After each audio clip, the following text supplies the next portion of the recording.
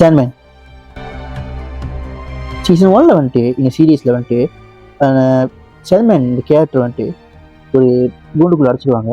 அதாவது வந்து அவர் வந்து கிட்னாப் பண்ணி வச்சு அவரோட பவர்லாம் வந்து அவர்கிட்ட வந்து வாங்கி இவங்க யூஸ் பண்ணுற மாதிரி மனுஷங்க யூஸ் பண்ணுற மாதிரி ஒரு காலகட்டத்தை வரும்.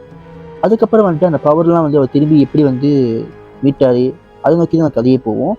அப்புறம் நிறையா சின்ன சின்ன ஸ்டாரி கூட சொல்லியிருப்பாங்க இந்த சீரீஸில். ஆனால் சீசன் 2ல் வந்துட்டு ரொம்ப சுலுவாக போயிட்டு இருந்துச்சு இந்த ஸ்டாரி, ஓகேவா? அதாவது 6 எபிசோடு வந்து சுலுவாக தான் போணுச்சு. ஆனால் அதுக்கப்புறம் கடைசி 4 எபிசோடு வந்துட்டு பயங்கரமாக ஒரு எமோஷ்னலாக பயங்கரமாக வந்து கன்வே பண்ணாங்க. கடவுளுக்கே வந்து நம்மளாம் மனுஷங்க நம்மளாம் யாருன்னு யோசிக்கிட்டோம் இந்த சீரீஸ் பார்த்துட்டு. டெஃபினட்டாக ஒன்று சொல்கிறேன், இந்த சீரீஸ் இல்லைங்க வந்து நீங்கள் கண்டிப்பாக ட்ரை பண்ணுவீங்க.